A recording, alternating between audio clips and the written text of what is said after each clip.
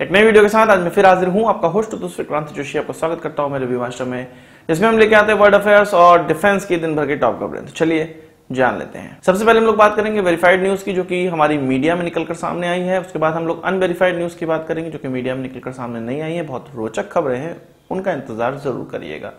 सबसे पहले हम लोग बात कर लेते हैं न्यूक्लियर पावर्ड अटैक सबमरीन की, जो कि भारत के पास अभी एक भी नहीं है। इससे पहले हम चक्रा इस्तेमाल कर रहे थे, जो कि अकूला क्लास का ही भारतीयकरण था, यानी कि भारत के लिए अकूला क्लास को रिफिट किया गया था रशिया की तरफ से। न्यूक्लियर पावर्ड ये सबमरीन है। इनकी खास बात ये होती है कि ये महीनों तक समंदर के अंदर ही रहकर अपना काम करती रहती है। इनको सतह पर आने की आवश्यकता नहीं पड़ती है। न्यूक्लियर पावर्ड की ये खास बात होती है सबमरीन की। अटैक सबमरीन भारत को चाहिए और भारत ने ऑलरेडी $3 बिलियन का रशिया के साथ समझौता किया हुआ है। जो अकूला क्लास की एक और नई सबमरीन रिफिट हो रही है, उसको 2026 तक भारत प्राप्त कर पाएगा।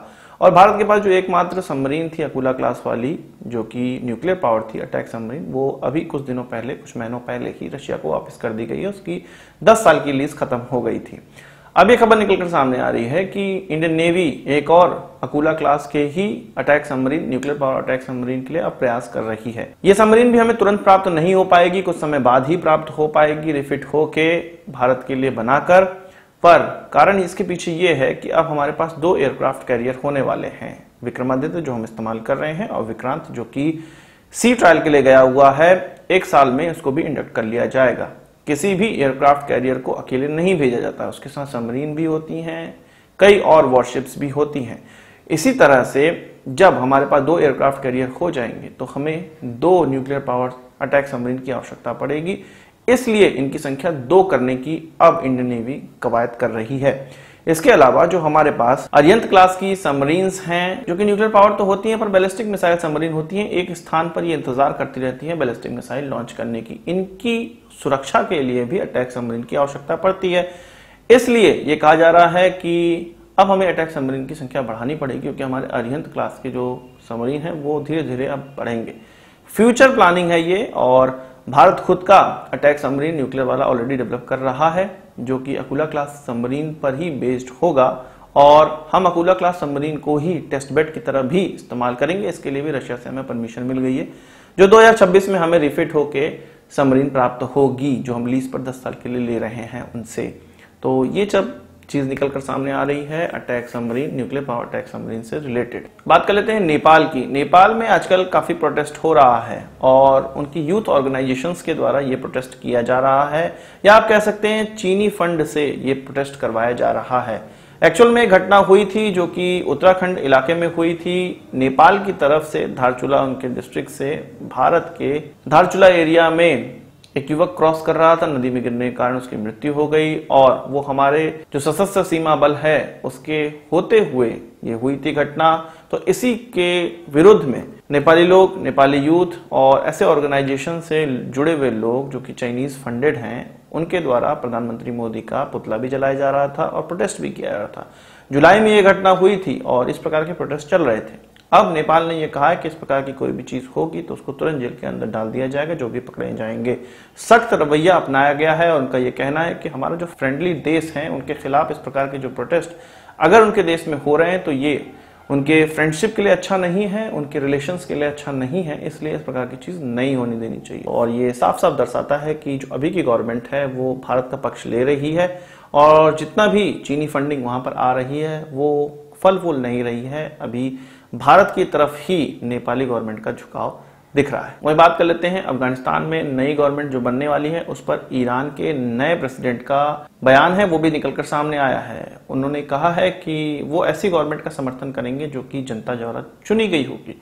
वो किसी भी इम्पोज्ड गवर्नमेंट का समर्थन नहीं करेंगे या उसके पक्ष में नहीं है, ऐसा उनका कहना है। वही अनवेरीफाइड न्यूज ये है कि अमेरिका द्वारा जो हथियार अफगानिस्तान में छोड़कर गया है अमेरिका, वो बैकडोर से ईरान में भी पहुंच रहा है। ईरान में अगर इस प्रकार के हथियार पहुंचते हैं तो आसानी से ईरान तालिबान की जो इम्पोज्ड गवर्नमेंट है उसको भी आगे मुझे लगता है कि रिकॉग्नाइज करेगी।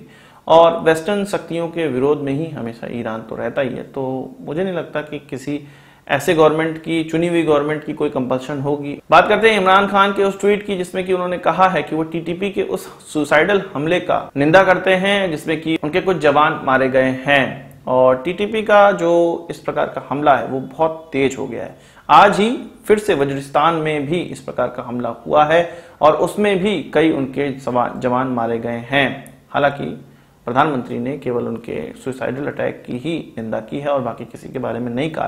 पर अटैक पे अटैक टीटीपी, बीएलए और सिंधु देश के जो अब रिबेल्स सामने आ गए हैं उनके द्वारा भी बहुत अटैक किया जा रहा है और ये कहा जा रहा है कि अब पाकिस्तान के द्वारा इन पर भी अटैक किया जाएगा। सिंधु देश वाले रिबेलियंस पे भी किया जाएगा। सिंधु देश भी अलग होने के बिल्कुल कगार पर पहुंच चुका है और पाकिस्तानी आर्मी के द्वारा एक गैस एजेंसी चलाई जाती है, गैस कंपनी चलाई जाती है, उस पर भी अभी हाल फिलहाल में ही इन्हीं के रिबेलियंस ने हमला किया है। तो पाकिस्तान के द्वारा हमेशा ये कहा जाता था कि टीटीपी हमला करता है भारत के कहने पे, अफगानिस्तान में पूरा गढ़ बना के रखा है। पर अब क्या हो रहा है, भारत के तो कोई भी लोग अफगानिस्तान में है नहीं एज पर पाकिस्तानी लोग।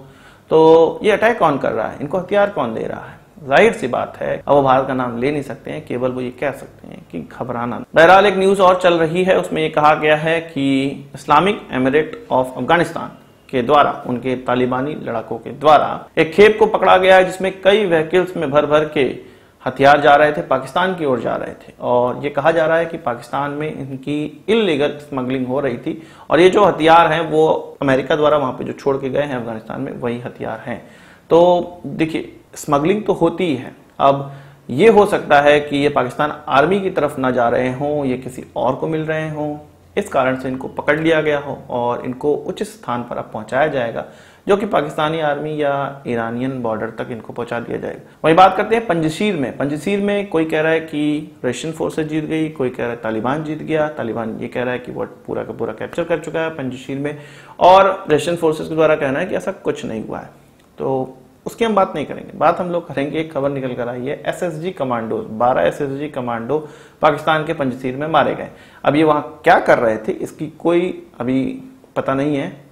जाहिर सी बात है ये प्लानिंग बना रहे होंगे वहां पर और किस प्रकार से लड़ाई करनी है सारी चीजें बता रहे होंगे। इनको भेजा गया MI-17 हेलीकॉप्टर के द्वारा पेशावर, उनके जो हॉस्पिटल है मिलिट्री हॉस्पिटल, और वहां पे ओपीडी बंद कर दी गई है और इन सारे मरे हुए लोगों की जांच की जा रही है। इसके अलावा काबुल में फील्ड ट्रीटमेंट सेंटर भी बनाया जा रहा है जो कि पाकिस्तान की 11 कोर के द्वारा असिस्ट किया जा रहा है, उनकी असिस्टेंस में ही ये सारी चीज बनाई जा रही है। इसके अलावा ग्लोबल टाइम्स में एक खबर निकलकर सामने आई है कि भारत ने यूएस को फॉलो करते हुए अफगानिस्तान में अपना काफी इन्वेस्टमेंट किया और बैलेंस करने का प्रयास किया चीन और पाकिस्तान के इन्वेस्टमेंट को। अब जो भारत का पूरा इन्वेस्टमेंट है वो डूब गया है। इस प्रकार की अगर बराबरी करने का प्रयास करेगा भारत तो इसी प्रकार की चीजें होंगी, उनका जो इन्वेस्टमेंट है वो डूब जाएगा। तो 20 साल में $3 बिलियन डूबना नहीं डूबना वो बात अलग है, इन्वेस्टमेंट कोई इन्वेस्टमेंट नहीं कहलाता है। चीन का इन्वेस्टमेंट मालदीव में था, अभी क्या हो रहा है, चीन बैक गवर्नमेंट चल नहीं रही है, भारत बैक गवर्नमेंट चल रही है। नेपाल में उनका इन्वेस्टमेंट था, नेपाल भी उनके हाथ से चला गया।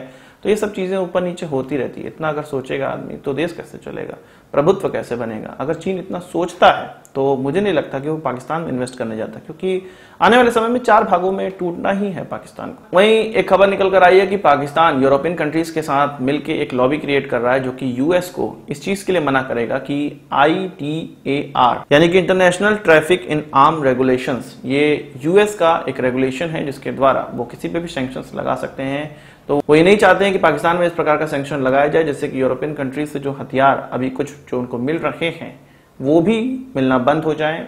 तो इसके लिए यूरोपियन कंट्रीज के साथ मिलकर पाकिस्तान लॉबिंग कर रहा है यूएस को रोकने के लिए। पर सैंक्शंस तो लगेगा, पाकिस्तान के जो कर्म है सैंक्शंस तो लगने वाला है। आज की इस वीडियो के लिए बस इतना ही। आशा करता हूँ वीडियो पसंद आया होगा, आपको एक बड़ा थम्स जरूर देंगे। इस वीडियो से मुझे सवाल सुझाव हो कमेंट बॉक्स में जरूर लाइएगा और यदि आपने हमारे चैनल सब्सक्राइब नहीं किया उसे भी कर लीजिए क्योंकि हम इस प्रकार की वीडियो लाते रहते हैं। नमस्कार, थैंक यू।